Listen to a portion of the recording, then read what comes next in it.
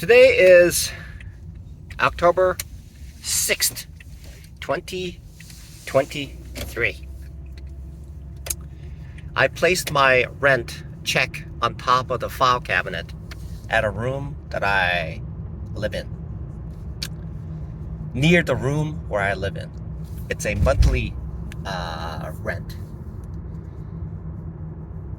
Now, when I was living in California, I was paying $500. That was like 2015, I think. 2013. I was there in 2013. Oh yeah. Now that was when my mother was healthier, and the years went by, and things just ended up that way. Then I moved to, when I was there, I was paying like $500 a month to rent a single room. And right now, I'm paying $435 for a single room in Boise, Idaho. So what that's telling me is that the cost of living has transferred over to Boise, Idaho, what California used to be. Maybe it's because because Boise has so much influx of people, and costs are very expensive. I suppose that's the way things are.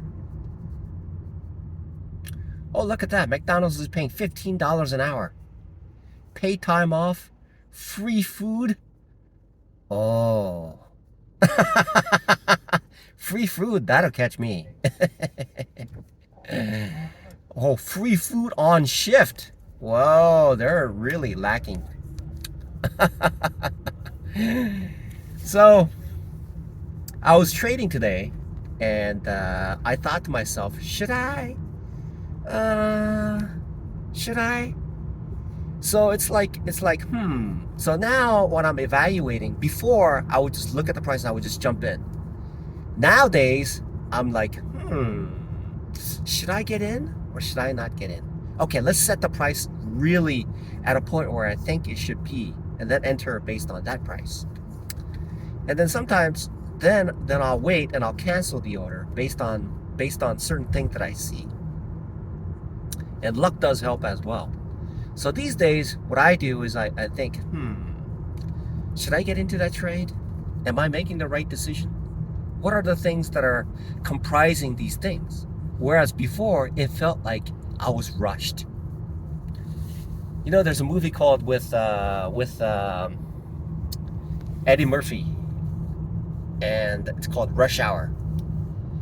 And when things are rushed, usually I forget to like, when I'm in a rush, I forget like to take the cell phone when I'm like rushing off somewhere. And then I say, oh darn, I forgot. And then sometimes I'll forget when I'm on a rush. I forget to like put my beanie on. And sometimes when I'm in a rush, I do something. Like I was at Golden Corral the other day, and I asked this lady, the cashier, I said, oh, could you please break a 10? And I thought to myself, okay, so why is this person taking too long, and why is she looking at me that way, right? So it turned out people just walk into the restaurant, get some change, and just leave. And then I told her, look, I need some change. I'm gonna take my credit card and I'm gonna give it to you, and I'm gonna pay for the lunch, and then I'm gonna take that. I'm gonna take that change that you gave me, breaking a 10, and then 1 5 and 5 1s, and I will give as a tip. And I looked at her. Oh boy, I had to write a novel to tell you what I was going to do. And then she explained to me, well, people come in, they just want change, and they just leave. I thought, I never thought about that. My singular mind was in a rush to get some food, okay?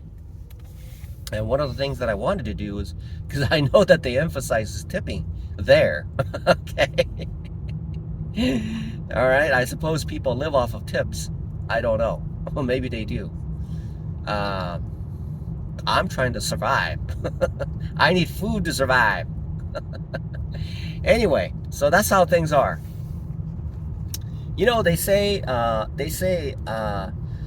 good people make money, and there's people like me who make money too. You know, uh, so uh, one day when I become successful, I'll leave a bigger tip. But for now, I'm a starving day trading student, and therefore I can't be like giving lots of money away, right? Maybe one day I don't have to break that 10. So I'm thinking to myself now, as I trade, as I become more acclimated to the environment of day trading, uh, stocks move in a certain way, and I'm trying to fit it in. I'm trying to fit it in. See, I was listening to this chat with traders, and these people talk really fast. It's like their words just comes out. It doesn't seem like they're thinking much. They've already thought about it. And it's recorded in their brain, and they've used it so much. It's like they've practiced it so many times in talking about what they were talking about, and it's factual because they talked about it so many times. It has been checks and balances. So I suppose that's what happens when you become really good, because through repetition, right? You say a word a million times, you're going to get that perfectly right, the way that was practiced. Not the way that is correct, but the way that is, like if I was living in, anyway, like if I was living in, uh, down south, I'll be talking like down south people. But if I was living in Boise, Idaho, I'd be like talking like somebody from Boise, Idaho. So it takes a while to get used to the lingo that's around here. Really? Right? Think about that. So essentially, SMB Capital talks about these people who are athletes. I can see why they do that.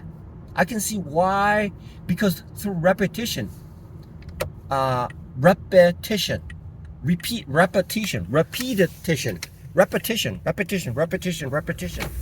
Like, can you say seashell by the seashore many times, right? Kind of thing. Anyway, so trading is about being familiar with the market. And once I become familiar with the market, I become comfortable with the surrounding environment. And so I don't forget about my beanie. So I don't forget about my my cell phone when I go to Office Evolution for donuts, right? So I realized that trading is all about repetition, becoming aware of what's going on, and then repeating the things that are correct, the way that is supposed to be, done. Okay, that's how it works. That's trading.